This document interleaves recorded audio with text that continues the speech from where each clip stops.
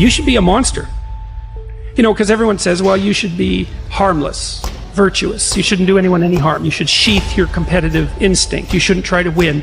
You know, you don't want to be too aggressive. You don't want to be too assertive. You want to take a back seat and all of that. Wrong. You should be a monster, an absolute monster, and then you should learn how to control it.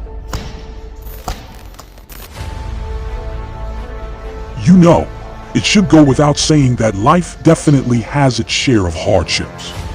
You may even say categorically that much of your life is nothing but a pit hole of suffering. However, what if you try not to make it any worse than it already is? Is whatever you are facing a lot of suffering? For example, a person who has cancer would be suffering a lot. However, they can't really claim that if only they had done something differently, they wouldn't have the disease. You could still question yourself if something is actually required while people, or you yourself, are tormenting you. Was this necessary to be added to my life's woes? We, humans, get discouraged by that. So even if you are simply experiencing inevitable sorrow rather than self-inflicted unhappiness, perhaps you might be able to manage that. And as you well know, you could keep on living.